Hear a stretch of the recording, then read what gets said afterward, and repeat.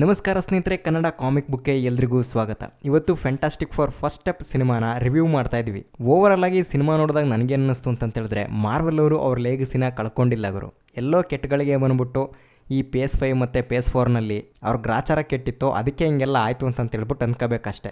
ನಾನಂತೂ ಸಿನಿಮಾ ಮೇಲೆ ಅಂಥ ದೊಡ್ಡ ಎಕ್ಸ್ಪೆಕ್ಟೇಷನ್ ಏನು ಇಟ್ಕೊಂಡಿರಲಿಲ್ಲ. ಬ್ರೇವ್ ನ್ಯೂ ವರ್ಲ್ಡ್ ಮತ್ತು ಥಂಡರ್ಬೋಲ್ಟ್ಸ್ ಸಿನಿಮಾ ಥರ ಒಂದೊಳ್ಳೆ ಡೀಸೆಂಟ್ ಸಿನಿಮಾ ಆಗಿದ್ದರೆ ಸಾಕು ಅಂತ ಅನ್ಕೊಂಬಿಟ್ಟೆ ಹೋಗಿದ್ದೆ. ಆದರೆ ನನಗೆ ನಿಜವಾಗ್ಲೂ ಸರ್ಪ್ರೈಸ್ ಆಯಿತು. ಕಂಪ್ಲೀಟ್ ಸಿನಿಮಾ ಒಂದು ಮಾಸ್ಟರ್ ಪೀಸ್ ಅಂತಲೇ ಹೇಳ್ಬೋದು. ಇದುವರೆಗೂ ಬಂದಿರೋ ಫ್ಯಾಂಟಾಸ್ಟಿಕ್ ಫೋರ್ ಸಿನಿಮಾಗಳಲ್ಲಿ ಇದು one of the best cinema ಆಗುತ್ತೆ. ಆ್ಯಕ್ಚುಲಿ ಈ ಸಿನಿಮಾದ ಸ್ಟೋರಿ ಪ್ಲಾಟ್ ಏನಪ್ಪ ಅಂತ ಹೇಳಿದ್ರೆ, ಆಲ್ರೆಡಿ 8/8 ಯೂನಿವರ್ಸ್ನಲ್ಲಿ ಎಕ್ಸಿಸ್ಟ್ ಆಗಿರುವಂಥ one and only super hero team fantastic four. ಅವರೆಲ್ಲರೂ ಫ್ಯಾಮಿಲಿಯಾಗಿ ಒಂದೊಳ್ಳೆ ಲೈಫನ್ನ ಲೀಡ್ ಮಾಡ್ತಿರುವಾಗಲೇ ಸೂಸನ್ ಸ್ಟೋನ್ ಪ್ರೆಗ್ನೆಂಟ್ ಆಗ್ತಾಳೆ. ಜೊತೆಗೆ ಗ್ಯಾಲಾಕ್ಟಸ್ನ ಹೆರಾಲ್ಡ್ ಆಗಿರುವಂಥ ಶಲಹಾಬಾಲ್ ಬಂದು ನಿಮ್ಮ ಭೂಮಿನ ಗ್ಯಾಲಾಕ್ಟಸ್ ಕನ್ಸ್ಯೂಮ್ ಮಾಡ್ತಾನೆ ಅಂತೇಳಿ ಹೇಳಿದಾಗ ಫ್ಯಾಂಟಾಸ್ಟಿಕ್ ಫೋರ್ ಟೀಮು ಸೀದಾ ಗ್ಯಾಲಾಕ್ಟಸ್ಸನ್ನೇ ಮೀಟ್ ಮಾಡಿ ಅವನ ಹತ್ರ ನೆಗೋಷಿಯೇಟ್ ಮಾಡಬೇಕು ಅಂತ ಹೇಳ್ಬಿಟ್ಟು ನೋಡ್ತಾರೆ. ಬಟ್ ಅವನ ಕಣ್ಣು ಸೂಸನ್ ಸ್ಟೋನ್ ಮಗು ಮೇಲೆ ಬೀಳುತ್ತೆ. ಅವರಲ್ಲಿಂದ ತಪ್ಪಿಸ್ಕೊಂಡ್ಬಂದು ಭೂಮಿಗೆ ಬಂದು ಇದರಿಂದ ಬಚಾವಾಗೋದು ಹೆಂಗೆ ಅಂತೇಳಿ ನೋಡ್ತಿರುವಾಗ್ಲೇ ಅಗೈನ್ ಭೂಮಿಗೇನೆ ಗ್ಯಾಲಾಕ್ಟಸ್ಸು ಬಂದ್ಬಿಡ್ತಾನೆ. ಅವಾಗ ಅವನನ್ನ ಹೆಂಗ್ ತಡೆದ್ರು ಏನ್ ಕತೆ ಅಂತ ಅನ್ನೋದೇ ಈ ಸಿನಿಮಾದ ಕತೆ. ಏನ್ ಗುರು, ಕಂಪ್ಲೀಟ್ ಕತೆನೇ ಸ್ಪಾಯ್ಲ್ ಮಾಡಕ್ ಬಿಟ್ಟಿಲ್ಲ ಅಂತ ಹೇಳ್ಬಿಟ್ಟು ನೀವು ಕೇಳ್ಬೋದು. ಇದರಲ್ಲಿ ನಂದೇನು ತಪ್ಪೆಲ್ಲ ಮಾರ್ವೆಲ್ ಅವ್ರದೇ. ಅದೇನು ಹೆಂಗೆ ಅಂತ ಹೇಳ್ಬಿಟ್ಟು ನಿಮಗೆ ಕೊನೆಯಲ್ಲಿ ಹೇಳ್ತೀನಿ. ಅದಕ್ಕೂ ಮುಂಚೆ ಸಿನಿಮಾ ನಮಗೆ ಕೊಟ್ಟಂಥ ಎಕ್ಸ್ಪೀರಿಯನ್ಸ್ ಬಗ್ಗೆ ಹೇಳಬೇಕು ಅಂತ ಹೇಳಿದ್ರೆ, ಅಮೇಝಿಂಗ್. ಇದುವರೆಗೂ ಮಾರ್ವೆಲ್ ಸಿನಿಮಾಗಳನ್ನು ನಾವು ಈ ಥರ ನೋಡೇ ಇರಲಿಲ್ಲ. ಕ್ಯಾಪ್ಟನ್ ಅಮೆರಿಕಾ ಫಸ್ಟ್ ಅವೆಂಜರ್ನಲ್ಲಿ ಸ್ವಲ್ಪ ರೆಟ್ರೋಲಿಕ್ ಇದ್ರೂ ಕೂಡ ರೆಟ್ರೋ ಫ್ಯೂಚರಿಸ್ಟಿಕ್ ಅನ್ನೋ ಕಾನ್ಸೆಪ್ಟನ್ನು ಫಸ್ಟ್ ಟೈಮ್ ಈ ಸಿನಿಮಾದಲ್ಲಿ ತೋರಿಸಿರೋದ್ರ ಮೂಲಕ ನಮಗೆ ಹೊಸ ಪ್ರಪಂಚನೇ ತೋರಿಸೋದಕ್ಕೆ ಪ್ರಯತ್ನ ಪಟ್ಟಿದ್ದಾರೆ. ಅದು ತುಂಬ ಚೆನ್ನಾಗೇ ವರ್ಕ್ ಆಯಿತು. ಆ್ಯಕ್ಚುಲಿ ಲೋಕಿ ಸೀರೀಸ್ಗೇನೆ ವರ್ಕ್ ಮಾಡಿದಂಥ ಪ್ರೊಡಕ್ಷನ್ ಡಿಸೈನರು ಕಜ್ರಾ ಫರ್ಹಾನ್ ಅಂತೇಳಿ ಅವರೇನೆ ಈ ಸಿನಿಮಾಗೂ ಕೂಡ ಪ್ರೊಡಕ್ಷನ್ ಡಿಸೈನ್ ಮಾಡಿರೋದು. ಸೊ ಹಂಗಾಗಿ ನಮಗೆ ಕೆಲವೊಂದಿಷ್ಟು ಸಿಮಿಲಾರಿಟಿ ಅಂತ ಹೇಳ್ಬಿಟ್ಟು ಅನ್ನಿಸ್ತಾ ಇತ್ತು. ಅದು ಬಿಟ್ಟರೆ ಲೋಕಿಗಾಗಲಿ ಈ ಸಿನಿಮಾಗಾಗಲಿ ಯಾವುದೇ ಥರ ಕನೆಕ್ಷನ್ ಇಲ್ಲ. ಪಕ್ಕಾ ಒರಿಜಿನಲ್ ಸಿನಿಮಾ, ಯಾವುದೇ ಕೇಮಿಯೋಸ್ ಇಲ್ಲ, ರೆಫರೆನ್ಸ್ ಇಲ್ಲ, ಎಂತೆಂಥದ್ದು ಇಲ್ಲ. ಆದರೂ ಕೂಡ ಈ ಸಿನಿಮಾ ಅದರದ್ದೇ ಆಗಿರುವಂಥ ಲೇಗಸಿನ ಕ್ರಿಯೇಟ್ ಮಾಡಿದೆ. ಅದು ಸ್ಟೋರಿ, ಕಾಸ್ಟಿಂಗು, VFX, BGM ಎಲ್ಲ ವಿಚಾರದಲ್ಲೂ ಕೂಡ. ಎಸ್ಪೆಷಲಿ ಈ ಕ್ರೆಡಿಟ್ಸ್ ಎಲ್ಲ ಮ್ಯಾಟ್ ಶೆಕ್ಮನ್ ಅವ್ರಿಗೇ ಹೋಗಬೇಕು. ಯಾಕೆಂದರೆ ಅವರು ಆಲ್ರೆಡಿ ವಾಂಡಾ ವಿಷನ್ ಸೀರೀಸನ್ನು ತುಂಬ ಚೆನ್ನಾಗೇ ರನ್ ಮಾಡಿದರು. ಆದರೆ ಆ ಸೀರೀಸ್ ರೀತಿಯೇ ಎಲ್ಲಿ ಟ್ರೆಂಡಿಂಗ್ ಆಗಿ ಎಂಡ್ ಮಾಡ್ತಾರೋ ಅಂತ ಅನ್ನೋ ಭಯ ಇತ್ತು. ಬಟ್ ಹ್ಯಾಪಿ ಎಂಡಿಂಗೇನೆ ಕೊಟ್ಟಿದ್ದಾರೆ, ಪರವಾಗಿಲ್ಲ. ಬಟ್ ಸಿನಿಮಾ ಮತ್ತು ಸೀರೀಸ್ ಎರಡು ಕೂಡ ಬೇರೆ ಬೇರೆ ಅಲ್ವಾ. ಆ್ಯಕ್ಚುಲಿ ಇವರು ಶೂಟಿಂಗ್ ಮಾಡಿದಂಥ ಅಷ್ಟು ಸಿನಿಮಾನೇನಾದರೂ ಹಾಕ್ಬಿಟ್ಟಿದ್ರೆ, ಪ್ಲೇ ಮಾಡಿದಿದ್ರೆ ಸುಮಾರು 2.25 ಗಂಟೆ ಇತ್ತಂತೆ. ನಿಜವಾಗ್ಲೂ ಬೋರ್ ಹೊಡೆದೋಗಿರೋದೇನೋ. ಹತ್ತತ್ರ 3/4 ಗಂಟೆ ಸಿನಿಮಾನ ಕಟ್ ಮಾಡಿ ಬಿಸಾಕಿದ್ದಾರೆ. ಹಂಗಾಗಿ ಸಿನಿಮಾ ನರೇಷನ್ನು ಸಿಕ್ಕಾಪಟ್ಟೆ ಫಾಸ್ಟಾಗಿ ಹೋಗುತ್ತೆ. ಎಸ್ಪೆಷಲಿ ಫಸ್ಟ್ ಹಾಫ್ನಲ್ಲಿ ಅಲ್ಲಿ ನಾವು ಅಬ್ಸರ್ವ್ ಮಾಡ್ಬೋದು. ಟ್ರೈಲರ್ನಲ್ಲಿ ತೋರಿಸಿರೋಂಥ ಎಷ್ಟೋ ಸೀನ್ಸ್ಗಳನ್ನು ಸಿನಿಮಾದಲ್ಲಿ ಇಲ್ವೇ ಇಲ್ಲ, ಕಟ್ ಮಾಡಿ ಬಿಸಾಕಿದ್ದಾರೆ. ಕೆಲವೊಂದನ್ನು ಅವ್ರ ಎಡಿಟಿಂಗ್ ಸ್ಟೈಲ್ ಮೂಲಕ ಫ್ಯೂ ಸೆಕೆಂಡ್ಸ್ನಲ್ಲೇ ಎಲ್ಲ ಸೀನ್ಸ್ಗಳನ್ನು ಕೂಡ ತೋರಿಸೋ ರೀತಿ ತುಂಬ ಚೆನ್ನಾಗಿ ವರ್ಕ್ ಮಾಡಿದ್ದಾರೆ. ಬಟ್ ಯಾವಾಗ ಗ್ಯಾಲಾಕ್ಟಸ್ಗೆ ಆ ಮಗು ಬೇಕು ಅನ್ನೋ ವಿಚಾರ ಬರುತ್ತೋ ಆವಾಗ ಸ್ವಲ್ಪ ಸಿನಿಮಾನ ಸ್ಟ್ರೆಚ್ ಮಾಡಿದ್ದಾರೆ. ಯಾಕೆಂತ ಹೇಳಿದ್ರೆ ಅಲ್ಲಿ ಸ್ವಲ್ಪ ಎಮೋಷನನ್ನು ತುಂಬಬೇಕಾಗಿತ್ತು ಅಂತ. ಅದು ಆ್ಯಕ್ಚುಲಿ ಬೇಕಾಗಿತ್ತು ಸಿನಿಮಾಗೆ. ಹಂಗಿದ್ರೆ ಮಾತ್ರ ನಾವು ಅಲ್ಲಿ ಕನೆಕ್ಟ್ ಆಗೋದಕ್ಕೆ ಸಾಧ್ಯ. ಇನ್ನು ಸಿನಿಮಾದಲ್ಲಿರುವಂಥ VFXನ್ನು ಕೂಡ ಮೆಚ್ಕೊಳ್ಳೇಬೇಕು. ಯಾಕಂತ ಹೇಳಿದ್ರೆ ಇವರು ಕ್ರಿಯೇಟ್ ಮಾಡ್ತಿರೋದು ಒಂದು ರೆಟ್ರೋ ಫ್ಯೂಚರಿಸ್ಟಿಕ್ ವರ್ಲ್ಡನ್ನು. ಅದು ಎಷ್ಟು ದೊಡ್ಡದಾಗಿ ತೋರಿಸೋದಕ್ಕೆ ಪ್ರಯತ್ನ ಪಡಬೇಕೋ ಅಷ್ಟು ಪ್ರಯತ್ನ ಪಟ್ಟಿದ್ದಾರೆ. ಅದು ನಮಗೆ ತುಂಬ ಚೆನ್ನಾಗಿ ಕಾಣಿಸುತ್ತೆ ಕೂಡ.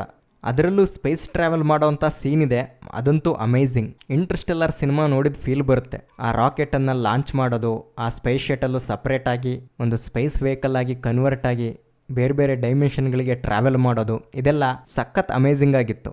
ಮತ್ತು ಕ್ಯಾರೆಕ್ಟರ್ಗಳ ಕ್ಯಾರೆಕ್ಟರೈಸೇಷನ್ ಕೂಡ ಅಷ್ಟೇ. ಎಲ್ಲ ಕ್ಯಾರೆಕ್ಟರ್ಗಳನ್ನು ಕೂಡ ತುಂಬ ಚೆನ್ನಾಗೇ ಡೆವಲಪ್ ಮಾಡ್ಕೊಳ್ತಾ ಹೋಗ್ತಾರೆ. ಅದರಲ್ಲಿ ಹೆಚ್ಚಿನದಾಗಿ ಮಿಸ್ಟರ್ ಫ್ಯಾಂಟಾಸ್ಟಿಕ್ ಮತ್ತು ಇನ್ವಿಸಿಬಲ್ ವುಮೆನ್ದು.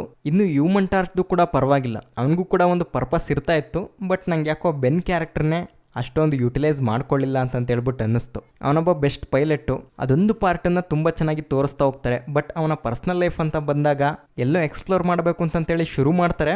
ಬಟ್ ಅದ್ಯಾಕೋ ಅಷ್ಟು ಸರಿಯಾಗಿ ಕ್ಲಿಕ್ ಆಗಲ್ಲ. ಬಟ್ ಸ್ಟೋರಿ ಒಳಗಡೆ ಅದ್ಯಾವುದು ಕೂಡ ಇಂಪ್ಯಾಕ್ಟ್ ಆಗಲ್ಲ.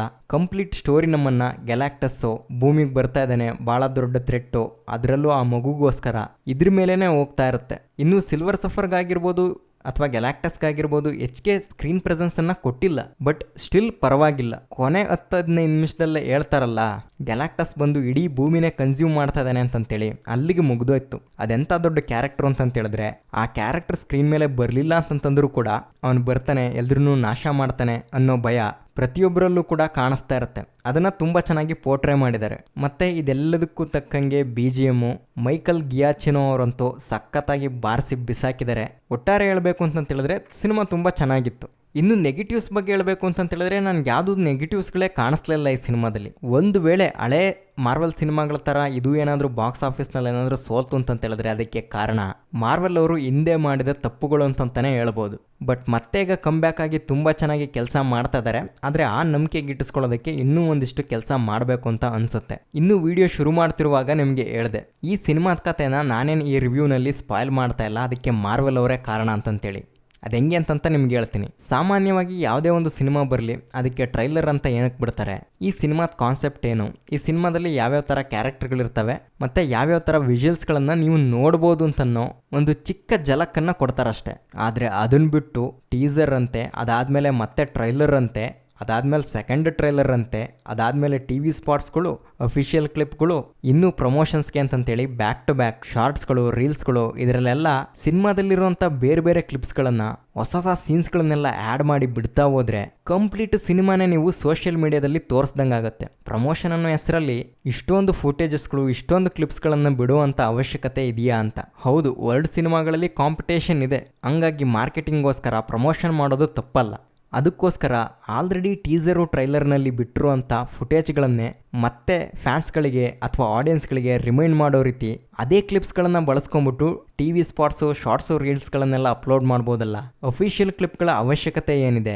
ಆ್ಯಂಡ್ ಇಲ್ಲಿ ನಿಮಗೆ ತೋರಿಸ್ತಾರೆ ನೋಡಿ, ಮೊದಲು ಬಿಟ್ಟಿರುವಂಥ ಅಫಿಷಿಯಲ್ ಕ್ಲಿಪ್ನಲ್ಲಿ ಶಲಹಾಬಾಲ್ ಭೂಮಿಗೆ ಬಂದು ಗ್ಯಾಲಾಕ್ಟಸ್ ನಿಮ್ಮ ಭೂಮಿನ ಕನ್ಸ್ಯೂಮ್ ಮಾಡೋದಕ್ಕೆ ಹೊರಟಿದ್ದಾನೆ ಅಂತ ಹೇಳ್ಬಿಟ್ಟು ಹೇಳ್ತಾಳೆ. ಅಂದರೆ ಇದಕ್ಕೂ ಮುಂಚೆ ಟೀಸರು ಟ್ರೈಲರ್ನಲ್ಲೆಲ್ಲ ನಿಮ್ಮ ಭೂಮಿ ನಾಶ ಆಗುತ್ತೆ ಅಂತ ಅಷ್ಟೇ ವಾರ್ನ್ ಮಾಡ್ತಾಳೆ. ಆದರೆ ಇಲ್ಲಿ ಅಫಿಷಿಯಲ್ ಆಗಿ ಮಾರ್ವೆಲ್ ಅವರೇ ಕನ್ಫರ್ಮ್ ಮಾಡಿದರೆ ಇಲ್ಲಿ ಗ್ಯಾಲಾಕ್ಟಸ್ ಬರ್ತಾ ಇದ್ದಾನೆ ಅಂತ.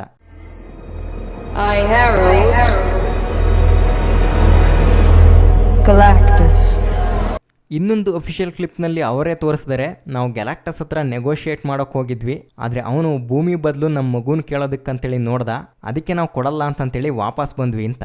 We attempted to negotiate, but Galactus, he asked too high a price. What does he want? What did he ask?